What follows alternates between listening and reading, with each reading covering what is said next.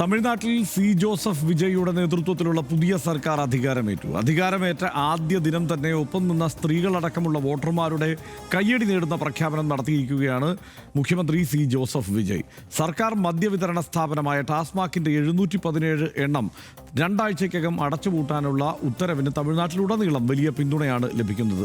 ആരാധനാലയങ്ങൾ, വിദ്യാഭ്യാസ സ്ഥാപനങ്ങൾ, ബസ് സ്റ്റാൻഡുകൾ എന്നിവയുടെ 500 മീറ്റർ പരിധിയിലുള്ള മദ്യശാലകൾക്കാണ് പൂട്ടുവീഴുക. 50 മീറ്റർ ദൂരപരിധിയിൽ മദ്യശാലകൾ പാടില്ലെന്ന നിലവിലെ ചട്ടമാണ് 500 മീറ്ററായി മാറ്റിയിരിക്കുന്നത്. കൂടാതെ തമിഴ്നാട് നിയമസഭാ സ്പീക്കറായി TVKയിലെ മുതിർന്ന നേതാവ് JCD പ്രഭാകരനെ എതിരില്ലാതെ തെരഞ്ഞെടുക്കുകയും ചെയ്തു. MGRന്റെയും ജയലളിതയുടെയും കാലത്ത് DMK MLA ആയിരുന്നു JCD പ്രഭാകർ. ഇതിനിടെ തമിഴ്നാട്ടിൽ നാളെ നടക്കുന്ന നിർണായക വിശ്വാസ വോട്ടെടുപ്പിന് മുന്നോടിയായി വിജയ് AIADMK നേതാക്കളായ SP വേലുമണി, CV ഷൺമുഖം എന്നിവരുമായി കൂടിക്കാഴ്ച നടത്തി. പുതിയ പ്രഖ്യാപനങ്ങളും പുതിയ രാഷ്ട്രീയ സമവാക്യങ്ങളുമായി തമിഴ്നാട് രാഷ്ട്രീയം ചൂടുപിടിക്കുകയാണോ? 700-ലധികം മദ്യശാലകൾ അടച്ചുപൂട്ടാനുള്ള മുഖ്യമന്ത്രി സി ജോസഫ് വിജയുടെ ആദ്യ ഉത്തരവിന് വലിയ പിന്തുണയാണ് സഭയ്ക്കകത്ത് ലഭിച്ചത്. AIADMK MLA SP വേലുമണി മുഖ്യമന്ത്രി വിജയെ അഭിനന്ദിച്ചു. മദ്യശാലകൾ അടച്ചുപൂട്ടാനുള്ള തമിഴ്നാട് സർക്കാരിന്റെ ഉത്തരവിനെ സ്വാഗതം ചെയ്യുന്നതായി VCK MLA வன்னியரசும் പറഞ്ഞു. இன்றைக்கு ஒரு சிறப்பான உத்தரவை போட்ட மாண்பு முதலமைச்சர் அவர்கள் வழிபாட்டு தலங்கள் மற்றும் பொதுமக்கள் கூடுகின்ற இடங்களில் மதுக்கடை இருக்கக்கூடாது என்ற அற்புதமான அறிவிப்பை வெளியிட்டுள்ளார்கள். மொத்தம் 717 மதுக்கடைகள் மூடப்பட வேண்டும் என்று அவர் அறிவித்திருப்பதை விடுதலை சிறுத்தைகளின் சார்பில் நாங்கள் வரவேற்கின்றோம். ആരാധനാലയങ്ങൾ, വിദ്യാഭ്യാസ സ്ഥാപനങ്ങൾ എന്നിവിടങ്ങളിലെ മദ്യശാലകൾ ഒഴിപ്പിക്കുമെന്ന വിജയയുടെ നടപടിക്ക് നന്ദി പറഞ്ഞ നടൻ വിശാൽ വീഡിയോ പങ്കുവച്ചു. ஒரு மிகப்பெரிய ஒரு ரிலீஃப், மிகப்பெரிய ஒரு சாதனைன்னு சொல்லுவேன். நீங்கள் இன்னைக்கு எடுத்த முடிவு, உங்கள் அரசாங்கமும் நீங்கள் ஒரு CM 717 மதுபான கடைகளை மூட வைக்கிறது. முக்கியமாக கல்வி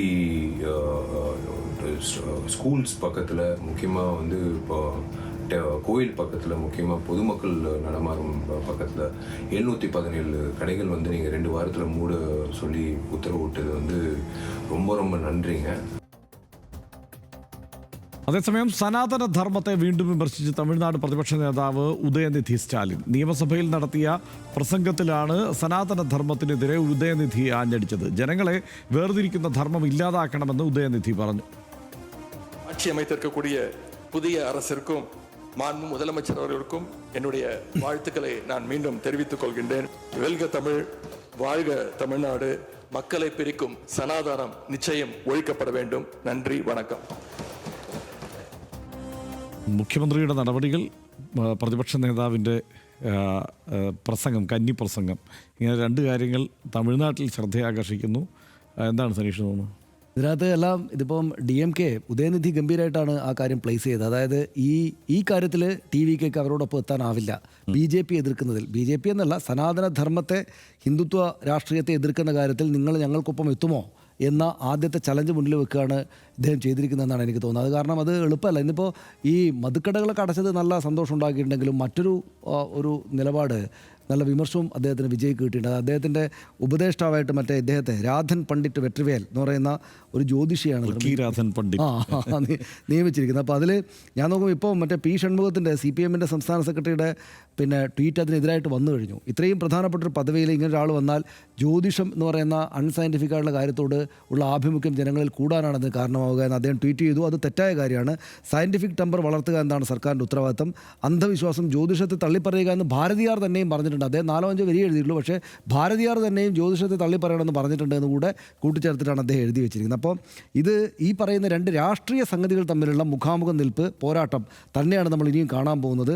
അതിപ്പോൾ BJPയുടെ രാഷ്ട്രീയം അങ്ങോട്ട് മാറ്റി വെച്ചാലും അതോടൊപ്പം ചേരുന്ന ഈ പറയുന്ന കഴിഞ്ഞ ദിവസം ഈ ജ്യോതിഷിയെ കൊണ്ടുവന്ന് നിർത്തുക, ഇത്തരം കാര്യങ്ങൾ കഴിഞ്ഞ ദിവസം അവിടെ ഈ വന്ദേമാതരം ചൊല്ലിയിട്ട് തന്നെ ഈ ഒരു പ്രശ്നമുണ്ട്. അപ്പോൾ DMK ആ ഒരു ഏരിയ പിടിക്കുകയാണ് എന്ന് വേണം മനസ്സിലാക്കാമെന്ന് എനിക്ക് തോന്നുന്നത്. അത് ഫസ്റ്റ് ഡേ തന്നെ സ്പീക്കറെ അനുമോദിച്ച് പ്രസംഗിക്കുമ്പോൾ തന്നെ അദ്ദേഹം ഈ കേരിയം കടിച്ചു. അപ്പോൾ BJPക്ക് നന്നായിട്ട് കൊണ്ടു, BJP അതിന് മുകളിൽ ബഹളം ഉണ്ടായിക്കൊണ്ടിരിക്കുകയാണ്. പക്ഷേ ഇതിന് മുകളിൽ വിജയ് എന്ത് സംസാരിക്കും എന്ന ഒരു ചോദ്യവും പ്രശ്നവും കൂടെ കാര്യമായിട്ട് വന്നിട്ടുണ്ട്. അപ്പോൾ ഇതിനകത്ത് ഇപ്പോൾ 2 കമ്മ്യൂണിസ്റ്റ് പാർട്ടികൾ സപ്പോർട്ട് ചെയ്യുന്ന, അവർ കൂടെ പിന്താങ്ങുന്ന ഒരു സർക്കാരിൻ്റെ മുഖ്യമന്ത്രിയുടെ ഉപദേഷ്ടാവായിട്ടാണ് ഒരു ജ്യോതിഷി വന്നിരിക്കുന്നത് എന്നതിലെ കൗതുകം കേരളത്തിൽ ആലോചിക്കുമ്പോൾ തന്നെ നമുക്ക് അതിൻ്റെ വലുപ്പം മനസ്സിലാവും. തമിഴ്നാട്ടിൽ അത് കുറേ കൂടെ വലുതാണ്. അതെ.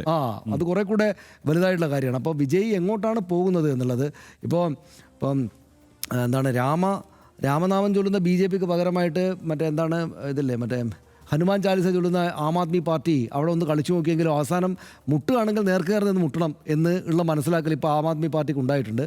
അപ്പോൾ വിജയ് എങ്ങനെയാണ് കാര്യങ്ങളായിട്ട് മുന്നോട്ട്? വിജയ് പാകപ്പാട് BJPയുടെ പാളയത്തിൽ ചെന്ന് അവസാനിക്കുന്ന വിചാരിക്കുന്ന ആളെയല്ല ഞാൻ. അദ്ദേഹം മതിയാവുന്ന അത്രയ്ക്ക് രാഷ്ട്രീയം BJP വിരുദ്ധമായിട്ട് പറഞ്ഞിട്ടുണ്ട്. പക്ഷേ ഇതിനിടയിലുള്ള ചെറിയൊരു ശ്രദ്ധമായിട്ടുള്ള ഒരു അല്പം ലൂസായിട്ടുള്ള ലൈൻ പിടിച്ചേക്കാമെന്ന് വിചാരിച്ചാൽ അദ്ദേഹം താഴെ പോകും എന്നാണ് നമുക്ക് മറ്റു പല സംഗതികളും കാണിച്ചു തന്നിട്ടുള്ളത്. അവിടെയാണ് DMK ഞങ്ങൾ വീണിരിക്കുകയാണെങ്കിലും ഞങ്ങളുടെ പൊളിറ്റിക്സിൽ മാറ്റമില്ല എന്ന ഒരു നിലപാട് പിടിച്ചിരിക്കുന്നതെന്ന് എനിക്ക് തോന്നുന്നു, അല്ലേ?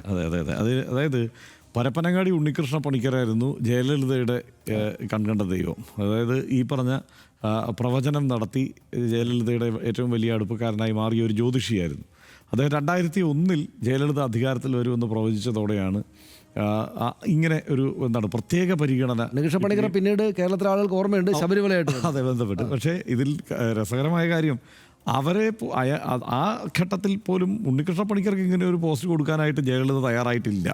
ഏറ്റവും കൂടുതൽ ഈ ജ്യോത്സ്യവുമായൊക്കെ ബന്ധപ്പെട്ട് ഈ കാര്യങ്ങൾ കണക്കാക്കിയിരുന്നു എന്ന് കരുതപ്പെടുന്ന ഒരു മുഖ്യമന്ത്രിയായിരുന്നിട്ട് പോലും അവരത് ചെയ്തിട്ടില്ല.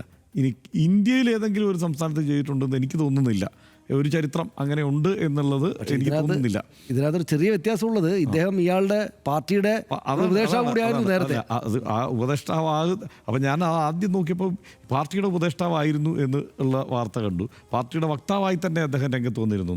അപ്പം വിശദമായി നമ്മൾ പോയി നോക്കിക്കഴിഞ്ഞപ്പോൾ അദ്ദേഹം ഒരു ജ്യോത്സ്യൻ എന്നുള്ള നിലയ്ക്ക് തന്നെയാണ്. അതായത് ജയലളിതയുടെ ഉപദേഷ്ടാവായിരുന്ന ഒരു ജ്യോത്സ്യൻ എന്ന നിലയ്ക്ക് ഇത്തരത്തിൽ സർക്കാർ ഉത്തരവിലൂടെ ഓഫീസർ ഓൺ സ്പെഷ്യൽ ഡ്യൂട്ടിയായി ഓഫീസിൽ പോയിരിക്കുന്ന അല്ലെങ്കിൽ ആ മുഖ്യമന്ത്രിയുടെ ഒപ്പമുള്ള ഒരു ഉദ്യോഗസ്ഥനായിട്ടല്ലെങ്കിൽ കൂടി ഉപദേഷ്ടാവായിരുന്നു, അഡ്വൈസറായിരുന്നു, ജ്യോത്സ്യത്തിൽ അഡ്വൈസറായിരുന്ന ആളായതുകൊണ്ട് അങ്ങനെ ഒരാളെ ഒപ്പം നിർത്തി എന്നുള്ളത് മാത്രമാണ് യഥാർത്ഥത്തിൽ സംഭവിച്ചിട്ടുള്ളത്.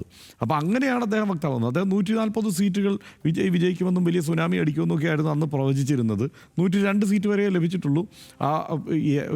ജയിച്ചു കഴിഞ്ഞാൽ പിന്നെ പ്രവചനം ഈ അപ്രതീക്ഷിതമായ ഒരു ജയം കൂടി ആയതുകൊണ്ട് ബാക്കി സീറ്റുകൾ 38 എവിടെ പോയി എന്നൊന്നും ആരും ഇനി ചോദിക്കില്ലല്ലോ അദ്ദേഹത്തിൻ്റെ. അപ്പോൾ ഈ 102 സീറ്റുകളിൽ വിജയിച്ചു. അപ്പോൾ വലിയ വിശ്വാസമായി. ഈ 2001 ഉണ്ണികൃഷ്ണ പണിക്കർ ഇങ്ങനെ പറഞ്ഞതുകൊണ്ടാണല്ലോ വിശ്വാസം ജയലളിതയ്ക്കായത്. അതുപോലെ ഇത് ഭയങ്കര വിശ്വാസമായി. അപ്പോൾ അല്ലെങ്കിൽ ഇങ്ങനെ ഒരു ഉത്തരവ് എങ്ങനെ ഉണ്ടാകും എന്നുള്ളതാണ് സംശയം തോന്നുന്നത്. കാരണം ഇത് ഈ മട്ടിൽ വിമർശിക്കപ്പെടില്ലേ, പ്രത്യേകിച്ച് തമിഴ്നാട്ടിൽ. കാരണം ദ്രാവിഡ രാഷ്ട്രീയത്തിൻ്റെ പെരിയാറിൻ്റെയും അണ്ണായുടെയും ഒക്കെ രാഷ്ട്രീയം പറയുന്ന മണ്ണിൽ ഇങ്ങനെ ഒരു തീരുമാനമുണ്ടാകുമ്പം ഏറ്റവും രൂക്ഷമായി വിമർശിക്കപ്പെടും. അതിലേറ്റവും കൗതുകകരമായ രംഗം ഈ ഉത്തരവ് ഇന്നുണ്ടാവുന്നു. ആ ദിവസം തന്നെയാണ് സനാതനധർമ്മം ഇവിടുന്ന് അറുത്തുമാറ്റേണ്ടതുണ്ട് എന്നുള്ള പ്രഖ്യാപനം സഭയ്ക്കുള്ളിൽ ഉദയനിധി സ്റ്റാലിൻ നടത്തുന്നത്. അതായത് പ്രത്യയശാസ്ത്രപരമായുള്ള ദൃഢത, അത്തരം ഒരു വ്യക്തത, ഉറപ്പ് അത് DMKക്കുണ്ട്. അത് പറഞ്ഞായിരിക്കും അവർ മുന്നോട്ട് വരിക. ഇതിപ്പോൾ ആ കയ്യടി നേടും, സാധാരണക്കാരുടെ സ്ത്രീകളുടെയൊക്കെ കയ്യടി നേടാൻ പറ്റുന്ന ഒരു തീരുമാനം ആദ്യഘട്ടത്തിൽ പ്രഖ്യാപിച്ചിട്ടുണ്ട്. പക്ഷേ ഒപ്പം നിൽക്കുന്നവരെ പോലും അമ്പരപ്പിക്കുന്ന തരത്തിൽ, അതായത് CPMൻ്റെ സംസ്ഥാന സെക്രട്ടറി അദ്ദേഹം അന്തം വിട്ടിട്ടുണ്ട് ഈ തീരുമാനത്തിൽ, ആദ്യത്തെ തീരുമാനത്തിൽ. അതുകൊണ്ടാണ് അങ്ങനെ ഒരു ട്വീറ്റ് അദ്ദേഹത്തിൻ്റെ ഭാഗത്തുനിന്ന് വന്നിട്ടുള്ളത്. അപ്പോൾ ആ നിലയ്ക്ക് ഒപ്പം നിൽക്കുന്നവരെ പോലും വിശ്വാസത്തിലെടുക്കാത്ത ഒരു തീരുമാനം കൂടി അതോടൊപ്പം ഈ ടാസ്മാക്ക് കട പൂട്ടുന്നതൊപ്പം അദ്ദേഹം വിജയ് കൈക്കൊണ്ടിട്ടുണ്ട് എന്നുള്ളതാണ്. അതുകൊണ്ട് എന്താവും ഭാവി എന്നുള്ളത് നമ്മൾ കാത്തിരുന്ന് കാണണം. ബാക്കി ഭാവി റിക്കി രാധൻ പണ്ഡിറ്റ് വെട്രിവേലിൻ്റെ കയ്യിലാണോ നാട്ടുകാരുടെ കയ്യിലാണോ എന്ന് കാത്തിരുന്ന് കാണാം. ഏറെ ട്വിസ്റ്റുകൾക്കും കാത്തിരിപ്പുകൾക്കും ഒടുവിലാണ് തമിഴ്നാട്ടിൽ TVK അധികാരത്തിലെത്തിയത്. അധികാരമേറ്റ ശേഷം മുഖ്യമന്ത്രി വിജയ് സ്വീകരിക്കുന്ന ഓരോ തീരുമാനങ്ങൾക്കും വലിയ പിന്തുണയാണ് ലഭിക്കുന്നത്.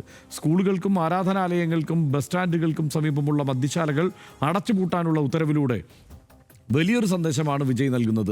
ഇനി അങ്ങോട്ടുള്ള ഭരണകാലം എങ്ങനെയാകും എന്ന സൂചന കൂടി ഈ ഉത്തരവിലുണ്ട്.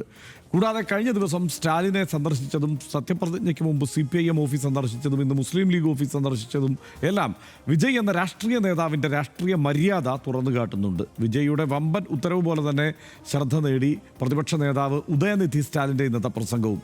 പുതിയ സർക്കാരിന് എല്ലാവിധ പിന്തുണയും പ്രഖ്യാപിച്ച ഉദയനിധി പ്രസംഗം അവസാനിപ്പിച്ചത് തമിഴ് ജയിക്കട്ടെ, തമിഴ്നാട് വാഴട്ടെ എന്നും ജനങ്ങളെ വിഭജിക്കുന്ന സനാതനധർമ്മം തുടച്ചു നീക്കണം എന്നും പറഞ്ഞാണ്. മൂർച്ചയുള്ള രാഷ്ട്രീയം തന്നെയാകും ഇനിയും ഉദയനിധിയുടെ ആയുധം എന്ന സൂചനയാണ് ഇതിലൂടെ അദ്ദേഹം നൽകുന്നത്. ജനപ്രിയ പ്രഖ്യാപനങ്ങളും ഉറച്ച രാഷ്ട്രീയ നിലപാടുകളുമായി തമിഴ്നാട്ടിൽ പുതിയൊരു രാഷ്ട്രീയ കാലം ആരംഭിക്കുന്നു എന്ന് ഇവിടെ നമുക്ക് പ്രത്യാശിക്കാം.